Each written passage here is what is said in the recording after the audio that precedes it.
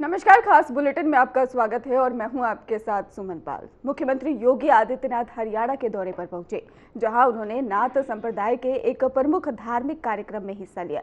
झज्जर जिले के ही कपलाना गांव में आयोजित समारोह में बाबा पाल नाथ की मूर्ति की स्थापना की गई और इस दौरान ही सीएम योगी आदित्यनाथ ने कहा कि नाथ संप्रदाय ने सनातन का प्रचार किया। इसके साथ ही उन्होंने कहा कि नाथ संप्रदाय केवल आध्यात्मिक शिक्षा ही नहीं देता, बल्कि समाज को संयम, सेवा और राष्ट्रहित की प्रेरणा भी देता है।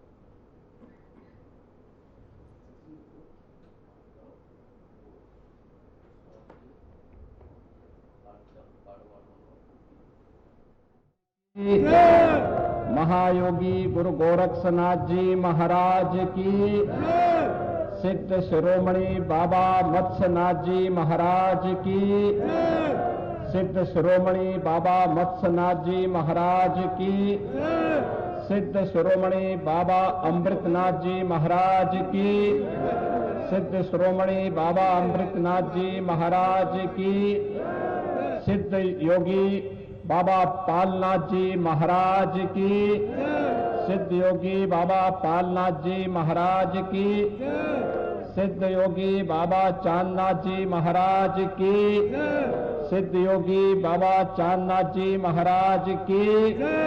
नमः पार्वती पति हर हर।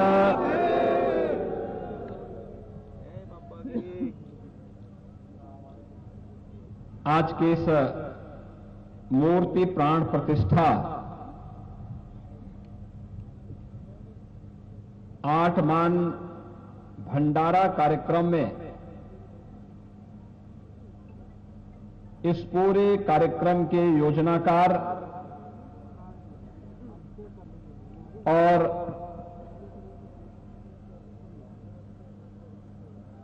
बाबा मत्स्यनाथ पीठ रोहतक के श्री महंत, राजस्थान विधानसभा के माननीय सदस्य विधानसभा योगी बालकनाथ जी महाराज,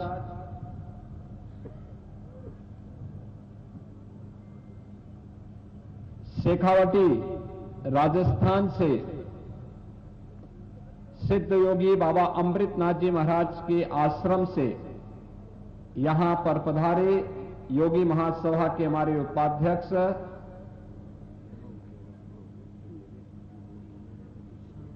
श्री महंत नरहरिनाथ जी महाराज, योगी महासभा के महामंत्री और हरिद्वार से यहां पर पधारे श्री महंत चेताईनाथ जी महाराज, 8 मान के हमारे सभी सिद्ध पीर, महंत पीर शेरनाथ जी महाराज, महंत पीर राजनाथ जी महाराज, महंत पीर लहरनाथ जी महाराज, महंत पीर पूर्णनाथ जी महाराज, महंत पीर शेरनाथ जी, महंत पीर जटाईनाथ जी,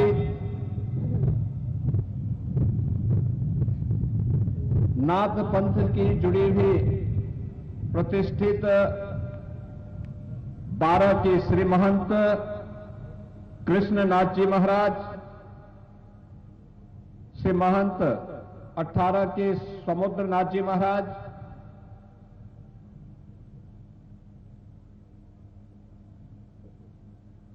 श्री महंत सोमवारनाथ जी महाराज,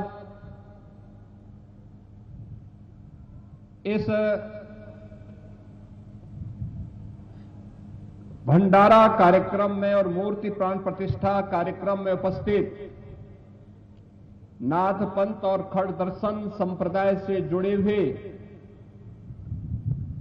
सभी पूज्य संतजन, योगेश्वर, भक्तजन और समारोह की शोभा बढ़ा रहे हमारे लोकप्रिय विधायक सुमेध जी पातुवास, श्री सुनील जी सागवान, अन्य जनप्रतिनिधिगण और उपस्थित सभी भक्तजन,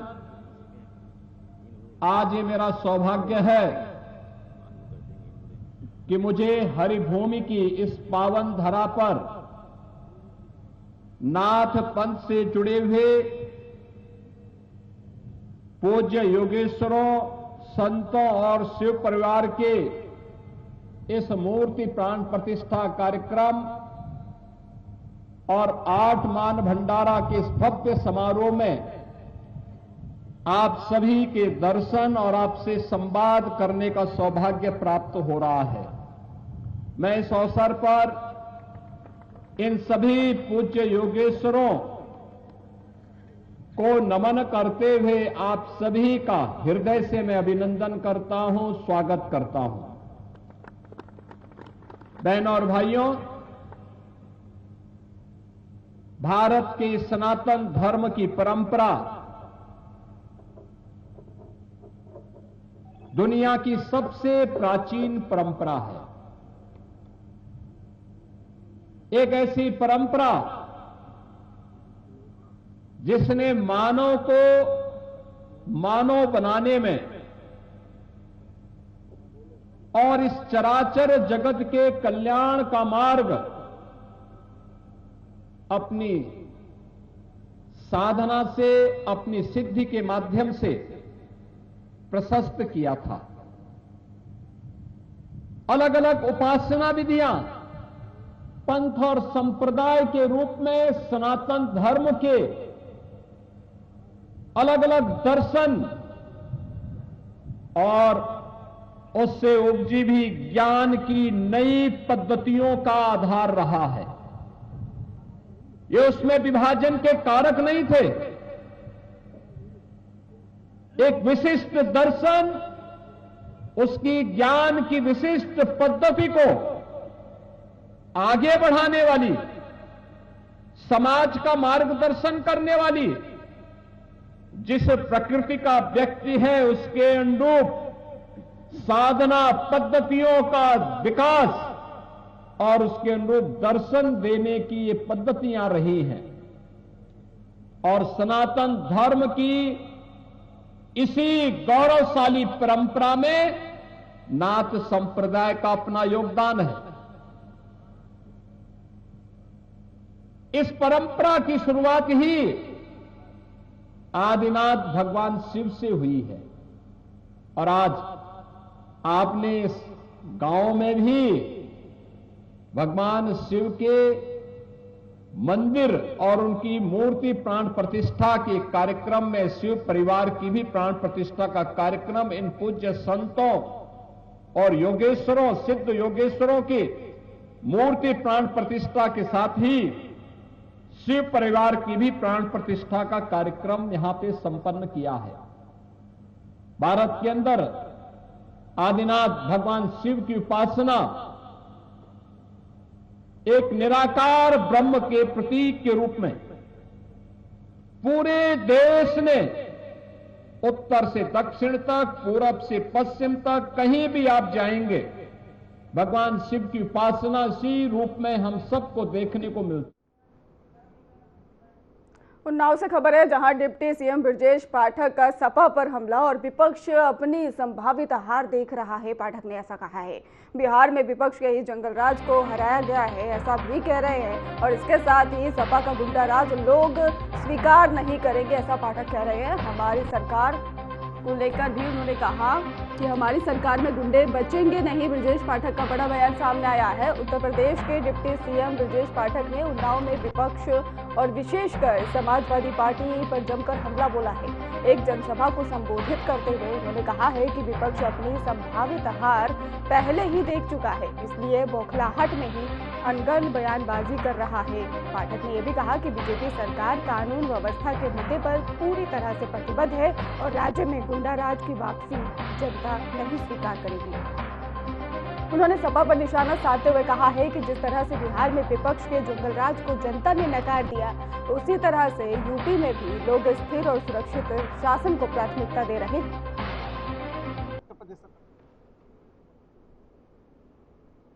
विपक्ष अपनी संभावित हार को आते हुए देख रहा है। बिहार में जिस ढंग से विपक्ष के गुंडा राज को, विपक्ष के जंगल राज को राजग गठबंधन ने माननीय मोदी जी के नेतृत्व में, नीतीश जी के नेतृत्व में पूरी तरह से सफाया किया है, तो उसकी हवाएं उत्तर प्रदेश में आ रही है। तो अखिलेश यादव जी के वही पेट में दर्द हो रहा है। उनको आगामी भविष्य दिख रहा है कि समाजवादी पार्टी के गुंडाराज जंगल राज को प्रदेश के लोग कभी स्वीकार नहीं करेंगे। आज प्रदेश की चर्चा डेवलपमेंट के मोर्चे पर है और 17 से पहले प्रदेश की चर्चा गुंडई के मोर्चे पर थी। आप भी कहो इस बात को। मैं अभी पत्रकार अखिलेश यादव ने कहा गुंडई की चर्चा अब हो रही है। उन्होंने धनंजय सिंह की ओर इशारा किया। भैया वन डिस्ट्रिक्ट वन माफिया था उत्तर प्रदेश सरकार। देखिए एसआईआर की जो सपा जिला अध्यक्ष हाफिज अयाज अहमद की अध्यक्षता में एक महत्वपूर्ण बैठक आयोजित की गई है। बैठक सिविल लाइन स्थिर ही आवास पर प्रदेश अध्यक्ष श्यामलाल पाल के निर्देश पर बुलाई गई थी। बैठक का मुख्य उद्देश्य एसआईआर फॉर्म भरने की प्रक्रिया में तेजी लाना और सभी मतदाताओं तक पहुंच सुनिश्चित करना था। और बैठक की अध्यक्षता भी जिले के प्रभारी और राष्ट्रीय सचिव पूर्व कैबिनेट मंत्री अरविंद कुमार सिंह गैप ने की है। और इसके साथ ही बता दें, सभी ब्लॉक प्रभारियों को मैदान में सक्रिय रहकर मतदाताओं को जागरूक करने के निर्देश दिए गए।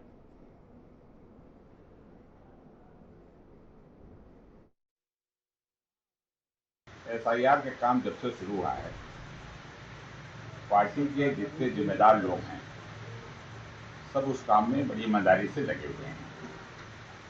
कल आप जिला कार्यालय थे, सारे विधायकों की, पूर्व विधायकों की बैठक थी। उसके बाद रथ भी रवाना किया गया जागरूकता के लिए।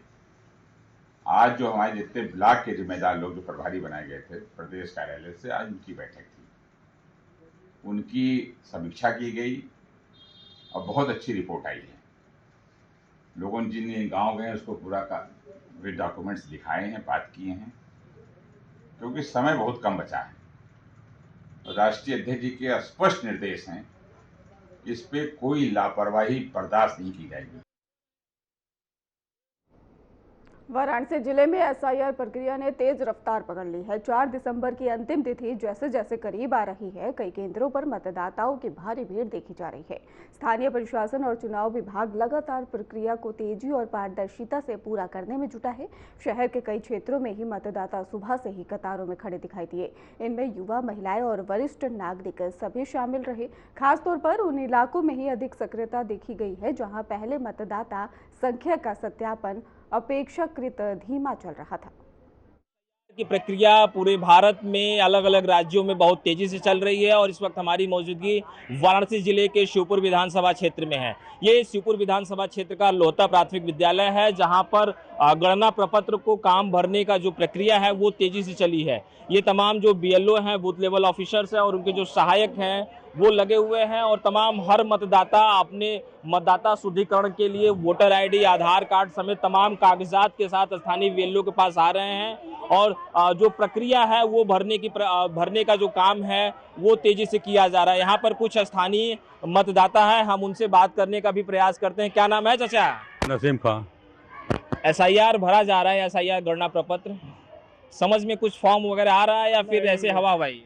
नहीं समझ का है भाई, आपका यूट्यूब पर खुद ही हर चीज दे रहा है। अच्छा, भरने तरीका हर चीज बता रहा है। अच्छा, उसी जरिए भाई अब जानकारी मिलती गई। हाँ, जानकारी मिलती गई। हाँ, मतलब आपको फॉर्म भरने में आसानी है? हाँ आसानी है, कोई दिक्कत नहीं है। हाँ। आपको चाचा क्या नाम है, कहाँ के रहने वाले हैं? रहीमपुर। फॉर्म भरने में कोई दिक्कत? नहीं कोई दिक्कत नहीं। नाम वगैरह सबका है ना परिवार में? नहीं, एक लड़के का, हमारे 4 लड़के का है। अच्छा, एक लड़के का कई बार अप्लाई किया, उसका आईबे नहीं किया। अच्छा, आया ही नहीं। हाँ, अच्छा, बाकी सबका है? सबका है। क्या नाम है चाचा? सगीर अहमद। वोटर लिस्ट में नाम है ना आप लोगों का? सब है। फॉर्म भरने में कोई दिक्कत परेशानी? फॉर्म भरने में कोई दिक्कत नहीं है। सिर्फ एक चीज का दिक्कत है कि एक परिवार में जितना भी वोट है, नाम है, उसको जो है तो 4 बीएलओ के पास है। अच्छा, 4 बीएलओ के पास? एक जगह नहीं है। अच्छा, फिर वोट आएगा तो हमें 4 जगह ढूंढना पड़ेगा। तो बीएलओ घर घर प्रपत्र बांट रही है ना आप लोगों को? नहीं, वो एक जगह बैठ गई हैं। गांव वाले खुद मेहनत करके जाके खोज रहे हैं, अपना निकाल रहे हैं, फॉर्म भर रहे हैं, जमा कर रहे हैं। मतलब मतदाता खुद बीएलओ को खोज रहे हैं? हाँ बिल्कुल, मतदाता खुद बीएलओ को खोज रहे हैं। क्या नाम है चाचा आपका? अहमद। फॉर्म भरने में कोई दिक्कत परेशानी है? दिक्कत नहीं है। जो 2003 का जो तो लिस्ट जो मांग रहे हैं वो बहुत लोगों का नहीं है। अच्छा। उसी से लोग बहुत से हिचकिचा रहे, नहीं भर रहे हैं। बहुत लोग कह रहे हैं कि खाली ऊपर वाला कॉलम भर दीजिए हो जाएगा। अच्छा। तो आएगा या नहीं आएगा? अच्छा। तो 2003 के मतदाता सूची का 2025 के मतदाता सूची से मिलान करके भी तो भरा जा रहा है। नहीं, वो तो बोल रहे हैं कि 2003 का होना चाहिए। आपका बाप कोई कवलियत का कोई घर में का सदस्य को होना चाहिए। अच्छा। तो उसका नहीं मिल रहा है। अच्छा। तो बहुत से लोग नहीं भर रहे हैं। बहुत से लोगों को कहा गया कि ऊपर का कॉलम भर दीजिए, जो डॉक्यूमेंट मांगेंगे तो दिया जाएगा। ये तमाम कुछ युवा मतदाता भी हैं। लोग मतदाता सूची में अपना नाम खोज रहे हैं, अपने परिवार के भी नाम खोज रहे हैं और यहाँ पे कुछ महिला वोटर्स भी हैं। क्या नाम है मैम आपका? नम्रता सिंह। अच्छा, कोई परेशानी दिक्कत इस फॉर्म को भरने में? नहीं, कोई परेशानी नहीं, ये लोग बहुत सपोर्ट कर रही हैं। अच्छा। कोई भी दिक्कत हो रही है तो ये लोग ऑनलाइन चेक करके बता रही हैं। ऐसी कोई बात नहीं है। जो हो रहा है वो कर रही हैं ये लोग, और हम लोगों को जो नहीं पता वो ये लोग बता रहे हैं। ऐसा नहीं है, हम 3 दिन में आए हैं कई बार, लेकिन सारे लोग सपोर्ट कर रहे हैं। अच्छे हैं, सबके सब अच्छे हैं। क्या नाम है बहन जी आपका? रेखा देवी। कितने एक फॉर्म की जिम्मेदारी है आपके पास? 794। 794। टारगेट कितना हुआ आपका? टारगेट मेरा तो 65 पहुंच गया। 65%। 65% मतलब 35% अभी बाकी है। 4 तारीख तक है मोहलत। हाँ। कुछ जगहों पर जो बीएलओ है, जो इसमें उनकी सुसाइड की भी खबरें आ रही हैं, लेकिन बनारस से राहत भरी बात यह है कि 6 लोगों ने समय से पहले भी वो अपना काम कर लिया और उनको सरकार जिला प्रशासन की ओर से सम्मानित भी किया गया है। आप लोग कैसे देखते हैं? वहाँ जाइए मैम के। बिल्कुल, ये भी हैं और तमाम लोग भी जुड़े हुए हैं। समय से पहले काम करने पर प्रशासन सबको सम्मानित भी कर रही है। क्या कहेंगे इसके विषय में? मैं ये कहूंगी कि हमारा संसदीय क्षेत्र प्रधानमंत्री जी का है, इसलिए बनारस में उम्दा तरह से ये हमारे बीएलओ जो हैं सभी के सहयोग से चुनाव की प्रक्रिया बहुत ही विधिवत ढंग से चल रही है। हमारे जितने भी पब्लिक हैं वो बहुत जागरूक होकर ससमय फॉर्म जमा भी कर रहे हैं और समय रहते हुए सारे फॉर्म की फीडिंग भी कर दी जा रही है। जिस भी बीएलओज को या किसी पब्लिक को अगर फॉर्म भरने में दिक्कत हो रही है तो उनकी ससमय समस्या का समाधान करते हुए उनके फॉर्म को भरते हुए उसको जमा किया जा रहा है। धन्यवाद। आपका नाम और पदनाम है? मेरा नाम तृप्ति अग्रवाल, मैं सहायक अध्यापिका लोहता प्राथमिक विद्यालय लोहता में कार्यरत हूँ। आप भी इस निर्वाचन कार्य में लगी हुई हैं? हाँ, मुझे एसआईआर के काम में सहयोग प्रदान करने के लिए लगाया गया है, जो हम लोग सुबह 9 बजे से लेकर जब तक मेरी पब्लिक यहाँ आ रही है तब तक हम लोग विद्यालय में डटे हुए हैं। बिल्कुल, ये तस्वीरें वाराणसी की एक केंद्र की है और ऐसे हजारों केंद्र वाराणसी में बने हुए हैं। कुल 35,50,000 से ज्यादा मतदाता वाराणसी जिले में मतदाता के तौर पे सूचीबद्ध है, जिनको मतदाता जो ये प्रपत्र है उसको शुद्धिकरण में 3,000 से ज्यादा बीएलओ लगे हुए हैं। और ये जो प्रक्रिया है ये 4 तारीख तक चलनी है, यानी मतदाता सूची का जो शुद्धिकरण होना है वो 4 तारीख तक ही चलना है। तो इसको लेकर जो प्रक्रिया जो काम है वो युद्ध स्तर पर जारी है और 4 तारीख तक इसकी जो अंतिम डेट है उस समय सीमा तक सभी लोगों को काम पूरा करने के साथ साथ इस प्रपत्र को डिजिटलाइज भी करने की अंतिम हिदायत दी गई है। फिलहाल वाराणसी से आर्य न्यूज के लिए अभिषेक। अब खबर जौनपुर से है, जहां कप सिरप घोटाले में बढ़ते विवाद के बीच में राजनीतिक हलचल भी तेज नजर आ रही है। कथित घोटाले को लेकर उठ रहे सवालों और चर्चाओं के बीच में पूर्व सांसद धनंजय सिंह ने अपनी चुप्पी तोड़ते हुए सोशल मीडिया पर विस्तृत लिखित बयान भी जारी कर दिया है। उन्होंने अपने ऊपर लगाए जा रहे आरोपों को भ्रामक और राजनीतिक रूप से ही प्रेरित बताया है। धनंजय सिंह ने कहा है कि सोशल मीडिया पर उनके नाम को लेकर जानबूझकर भ्रम फैलाया जा रहा है, जिसका वे कड़ा विरोध करते हैं। उन्होंने मामले की सीबीआई जांच की भी औपचारिक मांग उठाई है ताकि सत्य सामने आ सके और किसी भी तरह की गलतफहमी दूर हो सके।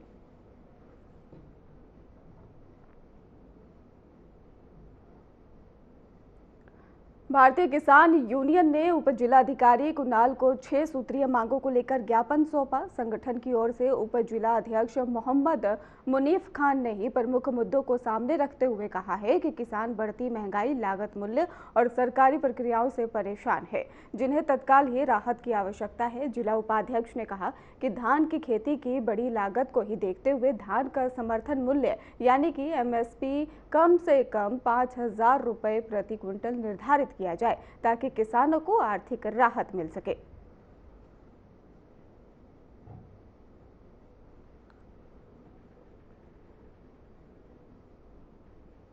खबर रामपुर से है, जहां पर परिवहन विभाग ने अनधिकृत और ओवरलोड वाहनों के खिलाफ सख्त कार्रवाई करते हुए विशेष चेकिंग अभियान चलाया।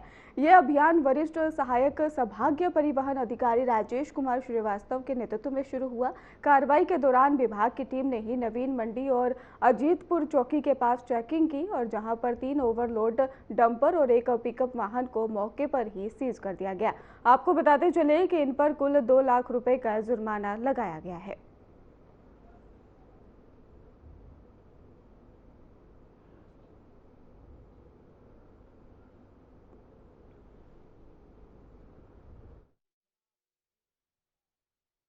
हमारे साथ हैं ARTO रामपुर राजेश कुमार श्रीवास्तव जी। उनसे बातचीत करेंगे कि ओवरलोड डंपर या अवैध खनन वालों के माफियाओं के खिलाफ क्या कार्रवाई की गई है, कितनी बड़ी कार्रवाई की गई है और लोगों को ठंड बढ़ रही है तो उसमें क्या संदेश देना चाहेंगे।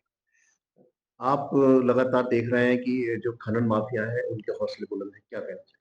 नहीं, ऐसा तो नहीं कह सकता कि इनके हौसले बुलंद हैं। इस पर निरंतर प्रवर्तन कार्रवाई हमारे सहयोगी द्वारा किया जा रहा है। तक हम लोगों ने 93 वाहनों के विरुद्ध कार्रवाई की है और उस पर जो हम लोगों ने 48 लाख रुपए का जो इनका जुर्माना लगाया है और जिसमें से हमने 40 लाख से ऊपर का जुर्माना हमने वसूल भी कर लिया है। कुछ ऐसे हैं महान स्वामी जो अभी हम लोग आजकल में बंद किया, तो वो अपना आजकल में आकर के 2-3 दिन के अंदर आकर के वो भी जुर्माना अपना अदा कराएंगे। इसके अतिरिक्त मैं आपको बताना चाहूँगा कि ऐसे जो माफिया जो अगर आप लोग वो हैं कार्य कर रहे हैं तो उनके लिए एक सुझाव ये है कि आप लोग इस चीज़ों को छोड़ दें, जल्दी से जल्दी ऐसे कृत्य को छोड़ दें। आप एक ट्रांसपोर्टर हैं, वाहन स्वामी हैं, आपको वाहन के निर्धारित मानक क्षमता के अनुसार वाहन का संचालन करना चाहिए, अन्यथा आपकी वाहनों के विरुद्ध कार्रवाई जो हो रही है। इसके अतिरिक्त जो है आपके पंजीयन निरस्त की कार्रवाई के लिए संबंधित पंजीयन अधिकारी को जो है नोटिस भेजी जाती है कि इनका जो है इनके द्वारा गलत कृत्य किया जा रहा है और 3 बार जब आपकी ओवरलोड वाहनें बंद हो जाएगी तो उनकी कार्रवाई के लिए हम लोग संस्तुति भी कर रहे हैं कि इनका पंजीयन निरस्त की संस्तुति की जाए या निलंबन की संस्तुति की जाए। इसी प्रकार हम लोग जो है RTO को भेजते हैं कि उनकी परमिट के निलंबन अवधि निरस्ती कर दिया जाए। साथ ही साथ वाहन ड्राइवरों को लिए एक ये मैसेज रहेगा और मैसेज देना भी चाहिए लोग।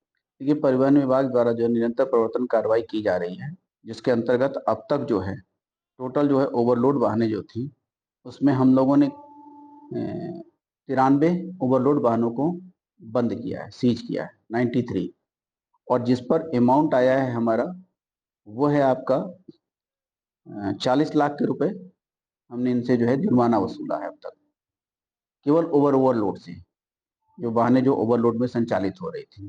जुर्माना लगाया गया, इन पे जुर्माना लगाया गया था करीब 48 लाख रुपए के लगभग। इसमें कुछ गाड़ियां ऐसी हैं जो अभी तक रिलीज नहीं कराई गई हैं, तो उनका जुर्माना अभी अदा न होने के नाते से वसूली नहीं की जा सकी है। कितने दिन का डाटा है ये हमारा? जो 1 तारीख से लेकर के 29 तारीख तक का डाटा, यानी कि आज की इस समय तक की जो स्थिति रही है वो प्रवर्तन की ये रही है। इसके साथ ही साथ मैं आपको बताना ये चाहूँगा कि हमारे यहाँ जो और अन्य विभाग में भी कार्रवाई की जाती है। जैसे किसी गाड़ी ने टैक्स नहीं जमा किया है तो उनकी टैक्स की लायबिलिटी बनती है, तो हम उसे टैक्स में करते हैं, तो उनसे करीब 12 लाख रुपए के लमसम आपसे हम लोगों ने टैक्स वसूला है ऐसी गाड़ियों का जिन्होंने टैक्स नहीं जमा कराया था और गाड़ी संचालित कर रहे हैं।